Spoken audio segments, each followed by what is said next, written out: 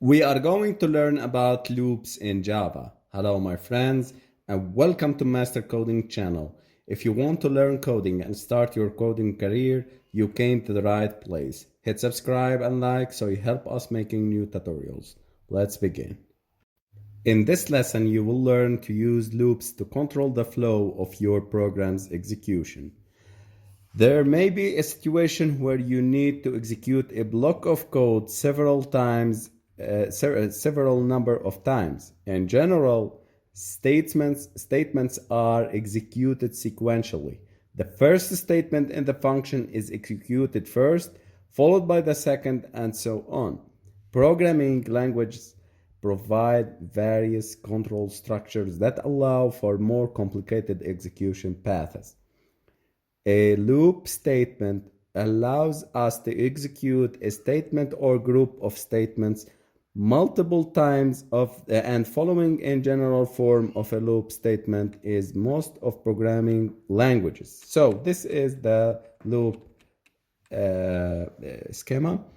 It started if the condition is true, it go conditional code and execute it whenever the condition is true. It continue to execute the code whenever it is true. If the condition stops or the condition is false, there is execution and exiting of the loop and execution of the next code. There are many loops types: while, for, and do while, and the array loop that we are going to see in later videos. But till now, let's concentrate on the most important loops. The while loop first. A while loop statement in Java programming language repeatedly executed a target statement as long as a given condition is true. The syntax of a while loop is while in the Boolean expression and the block of statements and the block of code.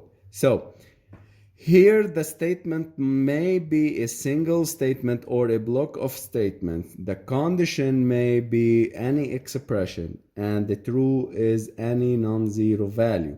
When executing, if the Boolean expression result is true, then the action inside the loop will be executed. So if this condition is true, then the statements are being executed.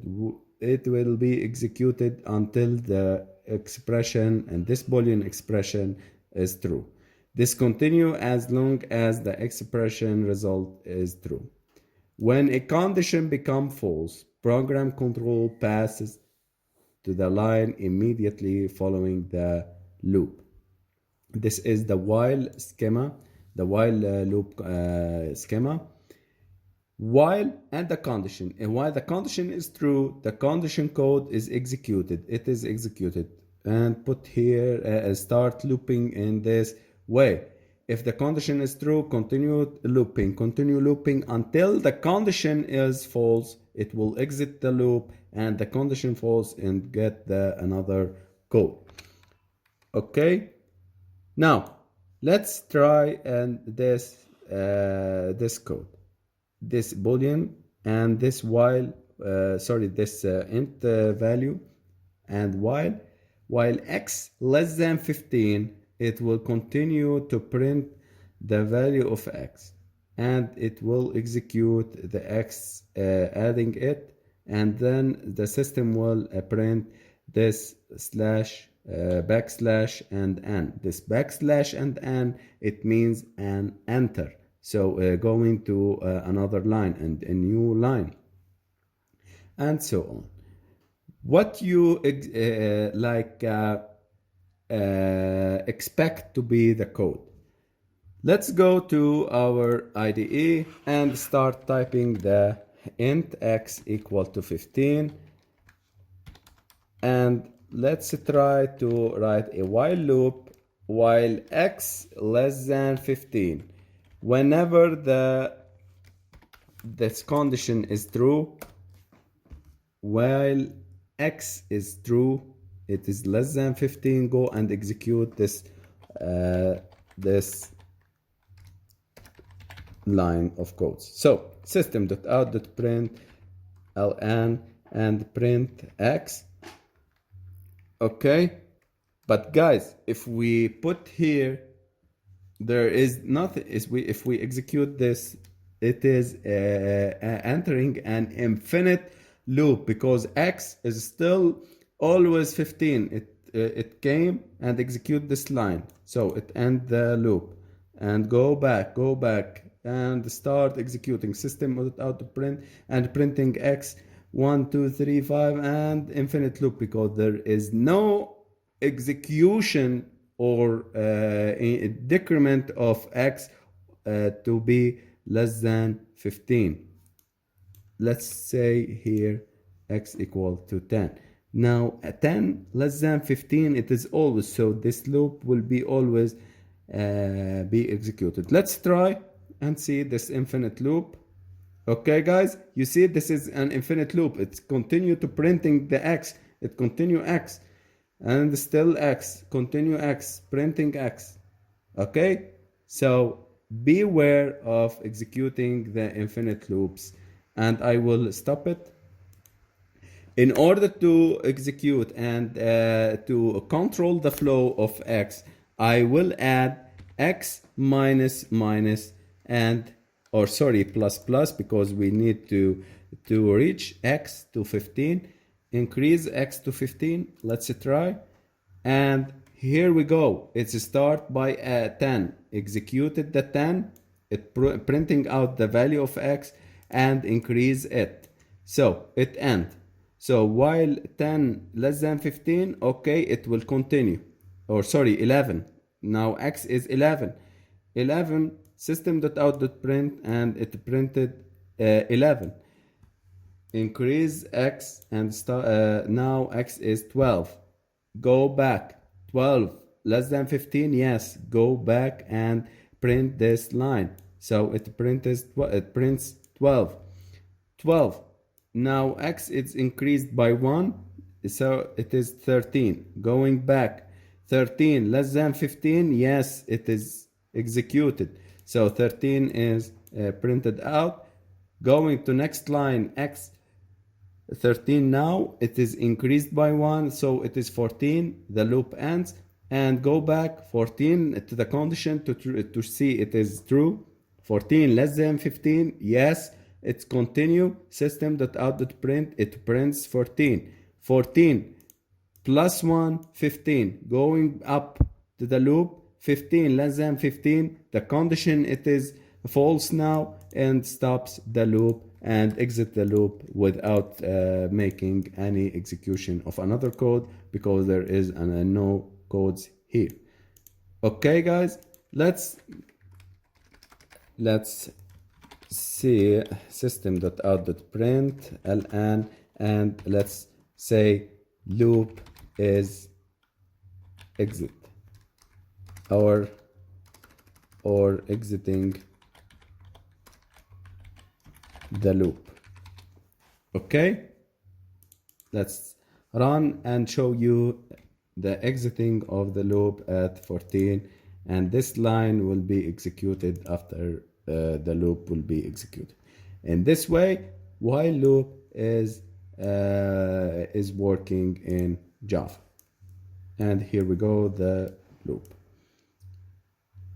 And here and here is the loop, while loop schema. Now, the for loop, another loop in Java. When you know exactly how many times you want the loop the loop to be executed, or you want to loop through a block of code, use for loop instead of a while loop. For is the statement one. It is in this general form. For the statement 1 and semicolon, statement 2 semicolon, and statement 3 semicolon, and the code block to be executed in this loop. What are these statements? The statement 1 is executed one time before the execution of the code block. It is called the initial. Statement 2 define the condition of the execution of the coding block. The statement 3 executed every time after the code block has been executed. I know it is difficult, but I see that examples would be clarifying this. The example below will print the numbers 0 to 4. What I'm talking about, we start by 4 and initial coding, initial statement or initial condition, the stop condition and the increment or the condition that I will loop through. System.out.println, it will start by executing this code starting from 0. Okay, starting from 0. The condition for stop 0 less than 5. Okay, so this loop will be executed. It start by executing this code. System.out.print, it will print I equal to 0. It finished. Now going back, I is increased by 1, so I now equal to 1. 1 less than 5. Okay, go back and loop through. Print this. I less than 3. Okay, less than 2, less than 5. 2 less than 5. Okay, 3 less than 5. Okay, 4 less than 5. Okay, print it again. 5 less than 5. Okay, it is not the case. It is not. It's false. So stop and go back. Go out of the loop. Let's try it for live. Okay, I will start by 4 and we put here the initial of I equal, or sorry, int I equal to 0. We need to print I less than 10. I will print the numbers for 10 and I plus plus. Okay guys, and I will make the loop here. System.out.println and the integer I. In this case, the compiler will start by making an integer 0 at the initial, 0 less than 10. Okay, go through this. It will print 0 first. Okay, and here we go guys, printing 0 first, ending the loop, going up 1 because the increment takes place here by this condition. So I can print, I can add the 2. I can add 2, so the numbers would be different, but the different. Okay guys,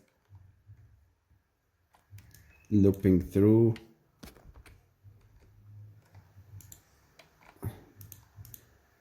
Stop and rerun. Okay, I'm printing, I'm adding here 2 by 2, not 1 by 1. I can change the condition here. Okay, so I put it plus plus. You see the increment plus plus means plus 1. I'm just remembering you. So 0, 1, 2, 3, 4 are less than 10. Okay, it came to 10. It came to 10. 10 not less than 10. 10 not less than 10. So it stops here. Exit the loop, and this code will be executed then. In this way, the loops are working. So let's take another example to make sure you understand the loops. I plus 2, I show you that it will print the even values between 0 and 10. Okay guys, you see the even values of 10. Okay,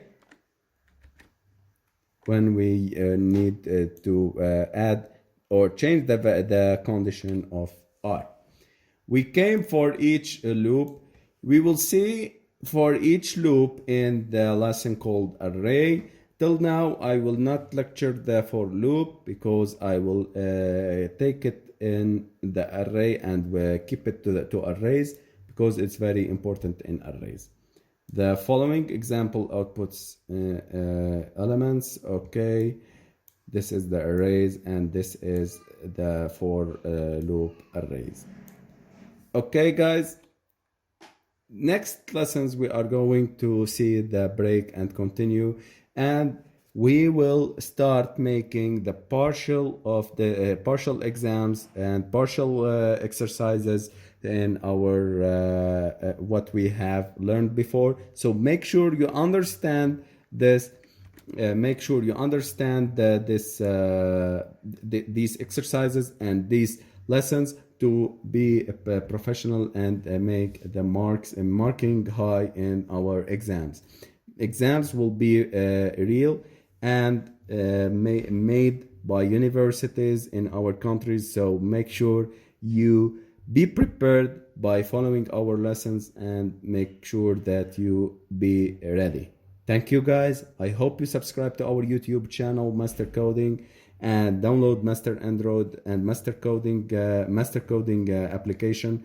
And I hope you rate us 5 stars on Udemy, so you push us making new tutorials and making us keeping free for knowledge. Thank you, guys. See you in next videos.